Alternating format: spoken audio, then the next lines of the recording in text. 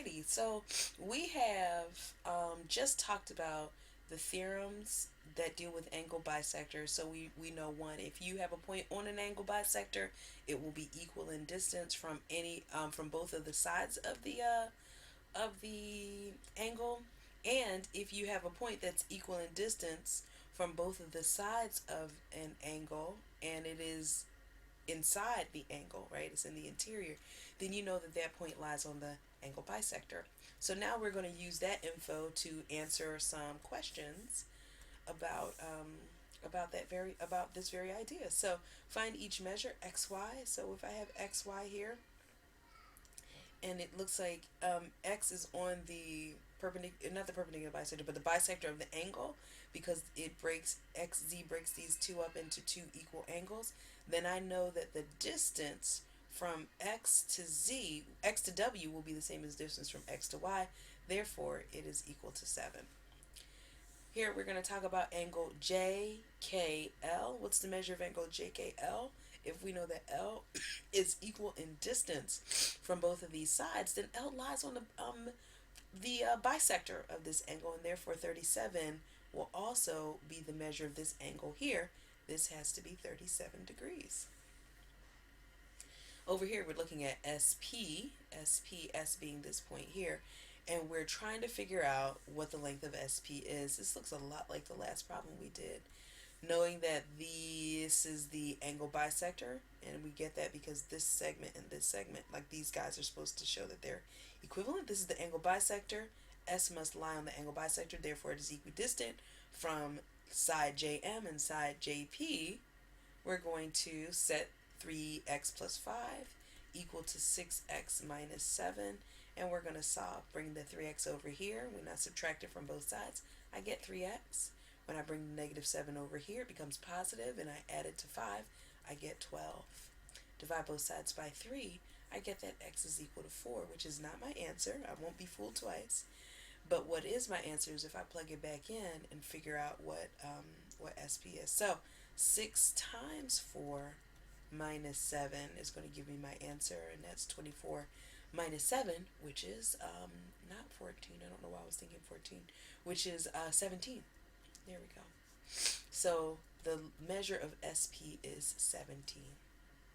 So finally, our last theorem is going to refer to the incenter, and the incenter of our triangle. We talked about it before. Incenter is the place where all the angle bisectors meet. The incenter has a funky little characteristic such that when you do that, the point created by the intersector, or the concurrent point, the point that is created is going to be equidistant from each of the sides. So it reads, the angle bisectors of a triangle intersect at a point called the incenter that is equidistant from the sides of the triangle.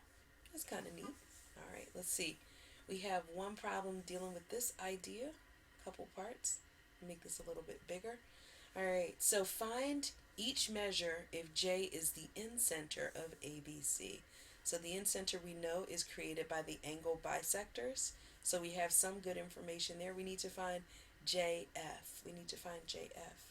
So this is point J, and we need to figure out what that is. If this is 15, and this is 12, and this is 15, and this is going to be a side of a right triangle that happens to be the same as JF and JD. JE, JF, and JD are all equal from this last theorem right over here, right? So we know that these are angle bisectors because they told us that this is the incenter, and we know that we've got two sides of a right triangle, and if we could just find that third side, we'd be good. And remember, A, B, and C, Pythagorean theorem tells me a squared plus b squared equals c squared, and I'm going to say that A is JE, we don't know what that is, B is 12, and C is 15. And so a squared has to be left there, plus 12 squared equals 15 squared, and if we just do a little bit of computation, we're going to be able to get our answer. This is a terrible A, but you get it. A squared. I'm going to subtract 144 from both sides, and when I do that, I get 120. No, I don't. I'm making stuff up. Let me do the work. 225 minus 144. 1, borrow, get this here. I get 8. So I don't get 120 anything. I get 81. Sorry, Chablitos. A squared is equal to 81, and therefore A is equal to 9, right? So if A is equal to 9, this side is equal to 9, and therefore JF is equal to 9. I think you had a lot of fun with that. Maybe you didn't. I'm going to erase all this gobbledygook I put here so I can see a little bit better to figure out this next problem where they're asking us about angle JAC. So let's see what we have going on here. So now we're here and we're looking at JAC. So we're trying to find this measure of this angle here. That's what we're trying to figure out. Okay, so that's not too bad. I think we can do it. We know that this is the in center, which means that these are all angle bisectors. So this tells me that this has to be 32 here, right? Because it's an angle bisector. This has to be 34.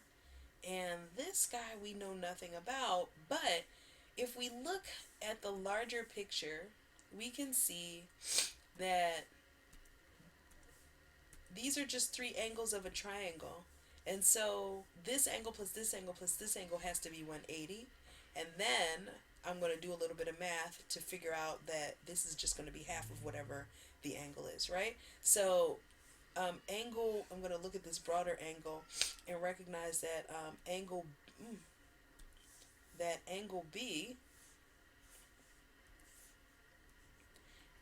B, that's this guy here. I'm going to refer to that as angle B for the second. It's not the best way of referring to that angle because there's some possible things, but you know what I'm talking about.